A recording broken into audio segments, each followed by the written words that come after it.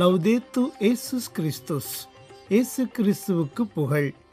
தமிழ் கூறும் நல்லுலகில் வாழும் அனைத்து அன்புள்ளங்களுக்கும் வத்திக்கான் வானொலியின் வணக்கம்.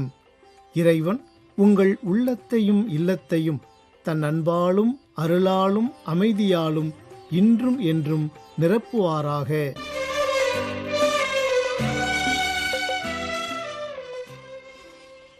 அன்பு நேயர்களே, வத்திக்கான் வானொலி இன்று உங்களுக்கு வழங்கவிருப்பது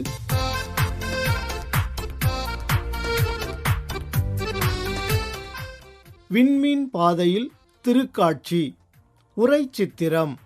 வழங்குபவர் திரு நவராஜன்.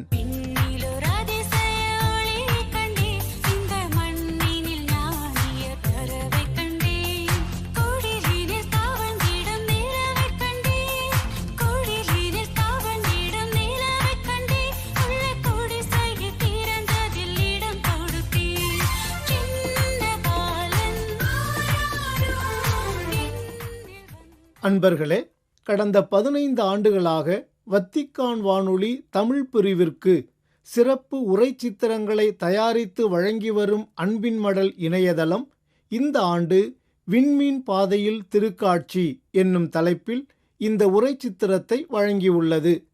இதனை தயாரித்துள்ள திரு நவராஜன் மற்றும் திரு ரான்சம் அவர்களுக்கு தமிழ் கூறும் நல்லுலகில் வாழும் வத்திக்கான் வானொலி நேயர்கள் அனைவரின் சார்பாக எனது நெஞ்சம் நிறைந்த நன்றிகளை தெரிவித்துக் கொள்கின்றேன். இந்த உரை சித்திரத்தை எழுதியவர் அமிர்தமணி ரான்சேம். இதில் பங்கு பெறுவோர் Alexander Balan, Cyril Clement, M Charles, Johnson Charles, Rajesh. இதனை தயாரித்திருப்பவர் நவராஜன். இதனை ஒளிப்பதிவு செய்திருப்பது வின்சி புரொடக்ஷன்ஸ். இப்போது நாம் அனைவரும் உரை சித்திரத்திற்கு செவிமடுப்போம்.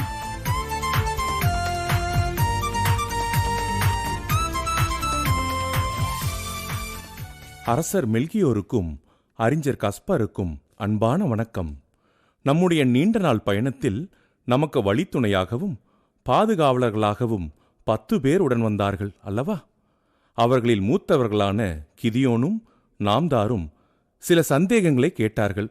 அவர்களை வர சொல்லலாமா? நல்லது பல்தசார். பெத்லகேமை விட்டு புறப்பட்டு வந்த பிறகுதான் நாம் நிம்மதியாக அமர்ந்து உரையாட நேரம் கிடைத்துள்ளது. கிதியோனும் நாம்தாரும் உள்ளே வாருங்கள். அரசர்களும் ஞானிகளுமாகிய மெல்கியோர், காஸ்பர், பல்தசார் ஆகிய உங்கள் 3 பேருக்கும் எங்கள் தாழ்மையான வணக்கம். 6 மாதங்களுக்கு முன்னர் பாபிலோனிலிருந்து உங்களோடு பணியாளர்களாக புறப்பட்ட எங்கள் 10 பேரையும் நண்பர்களைப் போல நடத்தினீர்கள். மிக்க நன்றி. மேதைகளே, இந்த பயணத்தின் தொடக்கத்தில் நாம் எல்லாம் எங்கே போகிறோம், எதற்காக போகிறோம் என்றெல்லாம் எங்களுக்கு தெரியவில்லை. ஆயினும் பெரியோர்களாகிய உங்கள் அறிவுரைப்படி உங்களோடு உடன் பயணிக்க சித்தமானோம். ஆம் பிரபுக்களே, ராத்திரி நேரத்தில் வானத்தில் ஒரு நட்சத்திரம் நம் முன்னே செல்ல அதனைத் தொடர்ந்து நாம் வந்து கொண்டே இருந்தோம். கடைசியாக யூதேயா நாட்டில் சிறிய ஊரான பெத்லகேமில் உள்ள ஒரு எளிமையான வீட்டில் பிறந்து சில மாதங்களே ஆன ஒரு குழந்தையை கண்டு நீங்கள் வணங்கிய போதுதான் இந்த கடினமான பயணத்தின் நோக்கம் எங்களுக்கு தெரிந்தது. கிதியோன், நாம் வந்த நாடு யூதேயா என்றும் அந்த ஊர் பெத்லகேம் என்றும் உனக்கு எப்படி தெரியும்? ஐயனே, நான் பிறப்பால் யூதன். 500 ஆண்டுகளுக்கு முன்னர் யூதேயாவை வெற்றி கொண்ட அரசர் நெபுகத்நேசர் ஏராளமான இஸ்ரேல் மக்களை சிறைப்பிடித்து பாபிலோனுக்கு கொண்டு வந்தார். 70 ஆண்டுகளுக்கு பிறகு பேரரசர் சைரஸ் அவர்களை விடுதலை செய்து சொந்த நாட்டிற்கு அனுப்பிய போது என் மூதாதையர் பாபிலோனிலேயே தங்கிவிட்டார்கள். ஆயினும் யூத கலாச்சாரத்தையும் யாவே கடவுளின் வழிபாட்டையும் திருமறைநூல் வாசிப்பதையும் கைவிடவில்லை. ஆகவே யூதேயா எங்கள் சொந்த நாடு என்றும் பெத்லகேம் தான் தாவீது சக்கரவர்த்தி பிறந்த ஊர் என்றும் எனக்கு தெரியும். நன்றாகச் சொன்னாய் கிதியோன். தாவீதின் வம்சத்தில் மாபெரும் அரசன் ஒருவனை தோற்றுவிப்பேன் என்று யாவே கடவுள் உரைத்ததை உங்கள் மறை நூல்களில் இறைவாக்கினர் பலர் முன் அறிவித்திருக்கிறார்கள் என்பதை நீ படித்திருப்பாய். குறிப்பாக இறைவாக்கினர் எரேமியா, நான் தாவீதுக்கு ஒரு நீதியுள்ள தளிர் தோன்றச் செய்வேன், அவர் அரசராய் ஆட்சி செலுத்துவார், அவர் ஞானமுடன் செயல்படுவார், அவர் நாட்டில் நீதியையும் நேர்மையையும் நிலைநாட்டுவார் என்று எழுதியுள்ளதை நீ படித்திருக்கிறாயா? படித்திருக்கிறேன் ஐயனே. அப்படி ஒரு நீதியுள்ள தளிர் போல தோன்ற இருக்கின்றவர்தான் நாங்கள் எதிர்பார்த்து காத்திருக்கின்ற மெசியா என்று என் தந்தை அடிக்கடி சொல்லுவார். ஆமாம் கிதியோன், பெத்லகேம் வீட்டில் ஒரு தாயின் மடியில் நாங்கள் கண்டு வணங்கிய இளம் பாலகன்தான் நீங்கள் ஆயிரம் ஆண்டுகளாக எதிர்பார்த்து காத்திருக்கின்ற மெசியா. ஐயா, நீங்கள் சொல்வது உண்மைதானா? நான் யூதன் அல்ல, ஆனாலும் மெசியா என்பவர் யூத குலத்தை பாதுகாக்கின்ற அரசராக வருவார் என்று இதோ இங்கே நிற்கின்ற என் நண்பன் கிதியோன் அடிக்கடி சொல்வான். எந்த ஆடம்பரமும் இல்லாத அந்த ஏழ்மையான வீட்டில் பிறந்திருப்பது ஒரு அரச குழந்தை என்று நம்ப முடியவில்லை. அப்படியே இருந்தாலும் நாம் வாழுகின்ற இந்த காலத்தில்தான் மெசியா பிறப்பார் என்று எப்படி தெரியும்? நாம்தார், இது நம் சிற்றறிவுக்கு புலப்படாத ஒரு மாபெரும் மறைப்பொருள். யுக யுகமாக நன்மை அடையும் பொருட்டு அருளாளன் ஆகிய தெய்வ கடவுள் மறைமுகமான தன் கால அட்டவணையில் முன்குறித்து வைத்த ஒரு திட்டம். மனித சிந்தனைக்கு எட்டாத மறைநிலை உண்மை. ஆனாலும் உண்மையான இறைபக்தியில் வாழ்ந்த ஒரு சில மகான்கள் இந்த திட்டத்தின் மறைப்பொருளை அறிந்து கொள்ளும் ஞானம் பெற்றிருந்தார்கள். பல்தசார், இவ்வுலகில் மெசியா தோன்றவிருக்கும் காலத்தை பற்றி தானியேல் முனிவர் எழுதியிருப்பதை இவருக்கு சொல்லுங்கள். கிதியோன், 500 ஆண்டுகளுக்கு முன் யூதர்கள் பாபிலோனில் அடிமைகளாக இருந்தபோது தானியேல் என்றொரு இறைவாக்கினர் எழுதியதை கேள். உன்னுடைய இனத்தவரும் உனது புனித நகரும் குற்றங்கள் புரிவதையும் பாவம் செய்வதையும் நிறுத்தி விடுவதற்கும் கொடிய செயல்களுக்கு கழுவாய் தேடுவதற்கும் முடிவற்ற நீதியை நிலைநாட்டுவதற்கும் திருக்காட்சியையும் இறைவாக்குகளையும் முத்திரையிடுவதற்கும் திரு தூயகத்தை திருநிலைப்படுத்துவதற்கும் குறிக்கப்பட்ட கெடு 70 வாரங்களாகும். ஐயனே, தானியேல் முனிவரின் இந்த வாசகங்களை நான் படித்திருக்கிறேன். ஆனால் 70 வாரங்கள் என்றால் ஏறக்குறைய 1.5 ஆண்டுகள் தானே? இளைஞனே, தானியேல் இங்கே குறிப்பிடுகின்ற வாரங்கள் என்பது 7 நாள்கள் ஒரு வாரம் என்னும் நம் கணக்கு அல்ல. இது மறைநிலை குறியீடுகளோடு எழுதப்பட்ட ஒரு வாசகம். கடவுளின் திருவருள் துணை இருந்தால் மட்டுமே இதிலுள்ள மறை குறியீடுகளின் உட்பொருளை கணித்து அவற்றில் புதைந்துள்ள உண்மையை நாம் அறிய முடியும். தானியேலின் இறைவாக்கில் குறியீடுகளோடு மறைமுகமாக சொல்லப்பட்ட கால அளவை துல்லியமாக கணக்கிட்டு எங்களுக்கு சொன்னவர் எங்களில் மூத்தவரான மெல்கியோர்தான். கிதியோன், இன்னும் கேள்.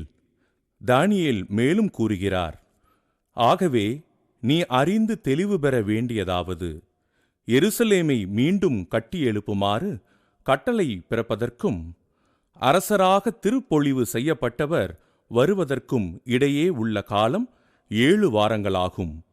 பின்பு சதுக்கங்களும் அகழீசூழ் அரண்களும் அமைத்து அந்நகரத்தை மீண்டும் கட்டியெழுப்ப 62 வாரங்களாகும். ஆயினும் அது தொல்லை நிறைந்த காலமாக இருக்கும். அதன் பிறகு திருப்பொழிவு செய்யப்பட்டவர் குற்றமற்றவராயிருந்தும் கொலை செய்யப்படுவார். நாம் பார்த்த குழந்தைதான் அரசராக ஆட்சி செலுத்தப் போகும் மெசியா என்று சொன்னீர்கள். ஆனால் அவர் கொலை செய்யப்படுவார் என்றும் கூறுகிறீர்களே பிரபு? ஆமாம் நாம்தார், இவையெல்லாம் தானியேல் உரைத்த தீர்க்க தரிசன வார்த்தைகள். இன்றிலிருந்து 30 அல்லது 35 வருடங்களுக்கு பிறகு இவையெல்லாம் நிறைவேறலாம். இதற்கிடையே தானியேல் எழுதியுள்ள வாசகங்களின் சரியான கால அளவை நிர்ணயம் செய்வதற்காக நானும் பல்தசாரும் பாபிலோனிலும் பாரசீக தேசத்திலும் இருந்த வானசாஸ்திர அறிஞர்களோடு சேர்ந்து அதில் மறைமுகமாக உள்ள குறியீடுகளை சோதித்து பார்த்தபோது திருப்பொழிவு செய்யப்பட்டவர் கொலை செய்யப்பட இன்னும் 30 ஆண்டுகள் ஆகலாம் என்று தெரிந்தது. அப்படியென்றால் அவர் இன்றைய காலகட்டத்தில் இவ்வுலகில் மனிதனாக பிறந்திருக்க வேண்டும் என்பது எங்கள் கணிப்பு. இந்த நேரத்தில் வேத விற்பனரான கஸ்பரும் எங்களோடு சேர்ந்து கொண்டார். பல்வேறு நாடுகளில் வாழ்கின்ற வெவ்வேறு இனத்தாரின் திருமறை ஆகமங்களையும் வேத நூல்களையும் கற்றுக்கொள்வது எனது பழக்கம்.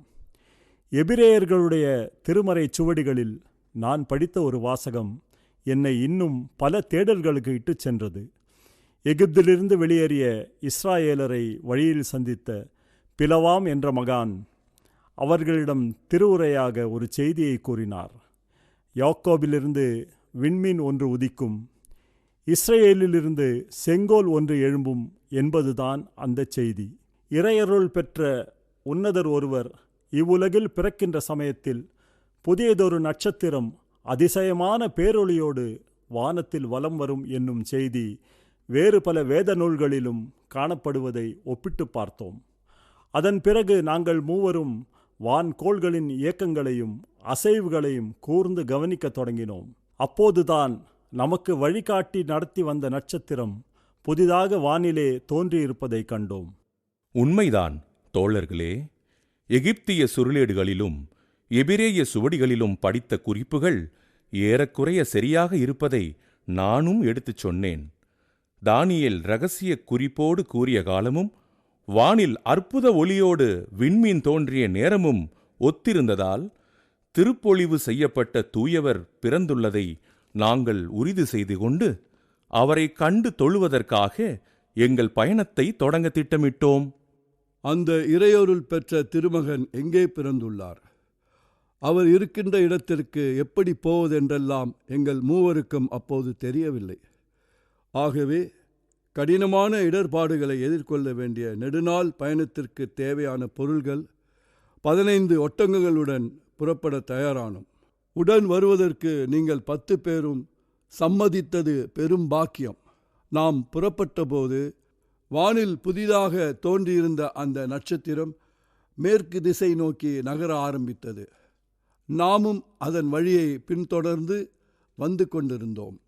ஆம் பிரபு, அந்த நட்சத்திரம் காட்டிய பாதையில் செல்ல வேண்டும் என்று நீங்கள் சொன்னபோது எங்களுக்கெல்லாம் ஆச்சரியம்தான்.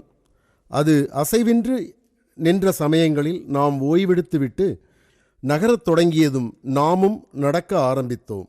எல்லாம் சரி. கிட்டத்தட்ட 5 மாதங்களுக்கு பிறகு நாம் எருசலேம் நகருக்கு அருகே வந்தபோது நட்சத்திரமும் நம் கண்ணுக்கு தெரியவில்லை. அங்கு கோட்டைக்கு வெளியே கூடாரம் அடித்து எங்களை தங்கச் சொல்லிவிட்டு நீங்கள் 3 பேர் மட்டும் நகரத்தினுள் சென்றீர்களே, ஏன்? எருசலேம் யூதேயா நாட்டின் தலைநகர். நம்மை வழிநடத்தி வந்த விண்மீனும் அங்கே தென்படவில்லை. யூதரின் அரசராகப் போகிற குழந்தை அந்த தலைநகரில் ஏதோ ஒரு அரண்மனையில்தான் பிறந்திருக்க வேண்டும் என்று எண்ணியதால் அதை கேட்டு அறிவதற்காக நகருக்குள் சென்றோம். ஆனால் அங்கிருந்த அரசனுக்கோ குருக்களுக்கோ அல்லது மறைநூல் அறிஞர்களுக்கோ அப்படி ஒரு குழந்தை பிறந்திருப்பது தெரியவே இல்லை. ஆயினும் எருசலேமுக்கு தெற்கே 6 மைல் தொலைவில் உள்ள பெத்லகேம் என்னும் சிற்றூரில் குழந்தை பிறந்திருக்கலாம் என்னும் செய்தி அங்கே கிடைத்தது. அதை தெரிந்து கொண்டு நாங்கள் வெளியே வந்தவுடன் நட்சத்திரமும் நம் முன்னே வந்து வழிகாட்டியது. அதன் பிறகு நடந்ததெல்லாம் உங்களுக்கும் தெரியுமே. பெரியோர்களே, பெத்லகேமில் அந்த சின்னஞ்சிறு வீட்டின் மேலே வந்ததும் நட்சத்திரமும் நகராமல் நின்றுவிட்டது. வீட்டின் உள்ளே சென்ற நீங்களும் குழந்தையைக் கண்டு பரவசமானீர்கள். அங்கிருந்த குழந்தையின் பெற்றோரோடு இயல்பாக உரையாடினீர்கள். மேலும் ஞானிகளாகிய நீங்கள் 3 பேரும் நெடுஞ்சான் கிடையாக தரையில் விழுந்து அந்த இளம்பிள்ளையை வணங்கி தொழுகை செய்தீர்கள். அதை பார்த்து நாங்கள் திகைத்தோம், ஆச்சரியப்பட்டோம். ஏன் அப்படி செய்தீர்கள் என்று எங்களுக்கு இப்போது புரிகிறது. அது தவிர ஒட்டகங்களில் பாதுகாப்பாக இருந்த பேழைகளை திறந்து 3 பேரும் அந்த குழந்தைக்கு பரிசுகள் கொடுத்தீர்கள். அவற்றில் இருந்த பரிசுகள்தான் என்ன? கிதியோன், இறை வாக்கினரால் முன்னறிவிக்கப்பட்ட இந்த குழந்தை உலகம் முழுவதையும் ஆட்சி செய்யப் போகும் மாபெரும் அரசராக இருப்பார் என்பது என் முடிவு. மன்னர்களுக்கு பொன்னையும் பொன் ஆபரணங்களையும் பரிசாக அளிப்பது எங்கள் குலமரபு. ஆகவே நான் அந்த பேழையில் பொன்னும் பொற்காசுகளும் வைத்திருந்தேன். கஸ்பர், நீங்கள் கொடுத்த காணிக்கை என்ன? இந்த உலகிலுள்ள மக்களுக்கு நல்வழி காட்டவும் தீய சக்திகளிடமிருந்து மக்களை மீட்கவும் வந்த இரட்சகர் இவர் என்றே நான் நினைக்கிறேன். இவ்வுலகை படைத்து காக்கும் கடவுளின் அவதாரம்தான் இந்த குழந்தை. நிகரில்லாத இறை ஆற்றல் இவரிடம் வெளிப்படும். இறை வழிபாடுகளிலும் பூஜைகள் செய்யும் போதும் சாம்பிராணி புகையினால் கடவுளுக்கு தூபம் காட்டுவது எங்கள் பாரம்பரியம். தெய்வ பிறவி என்று நான் நம்பிய அந்த பாலகனுக்கு நான் கொடுத்த காணிக்கை சாம்பிராணி. பல்தசார், உங்கள் பரிசு? இந்த குழந்தை இறைவல்லமை உள்ளவராகவும் எல்லா நோய்களையும் காயங்களையும் குணமாக்கும் ஆற்றல் கொண்டவராகவும் இருப்பார் என்பது என் கணிப்பு. நாம் நினைத்து பார்க்க முடியாத பெரும் அற்புதங்களை இவர் செய்வார். தீராத நோய்களை தன் வார்த்தையால் குணமாக்கும் வல்லமை உடையவராக இவர் இருப்பார். எனவே மனித உடலுக்கு நலமளிக்கின்ற வெள்ளை போலம் என்னும் மருந்து பொருளை நான் இந்த தெய்வீக மருத்துவருக்கு நான் பரிசாக கொடுத்தேன். ஐயா, எங்கள் குலத்தில் தோன்றிய இறைவாக்கினர் ஏசையா, எழு, ஒளி வீசு, உன் ஒளி தோன்றியுள்ளது.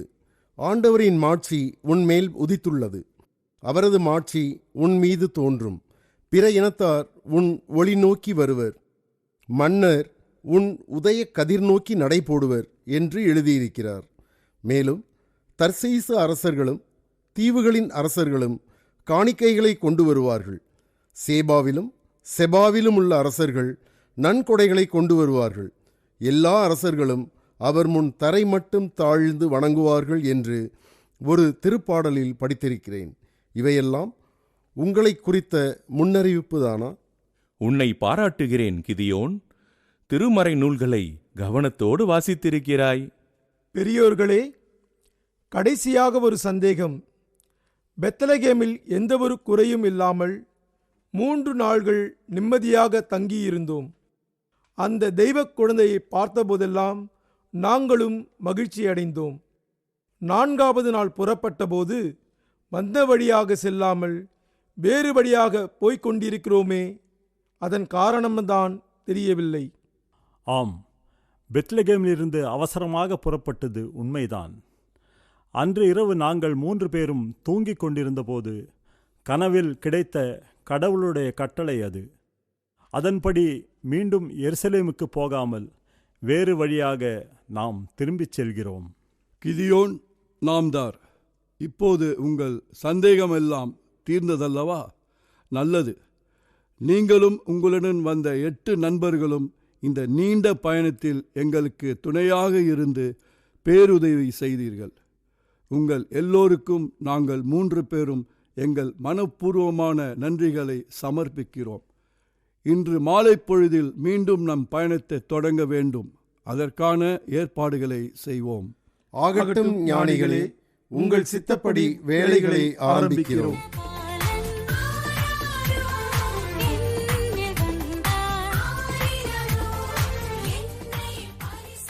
அன்பு நேயர்களே, இந்நேரம் வரை நீங்கள் கேட்டு மகிழ்ந்து ரசித்தது விண்மீன் பாதையில் திருக்காட்சி உரைச்சித்திரம்.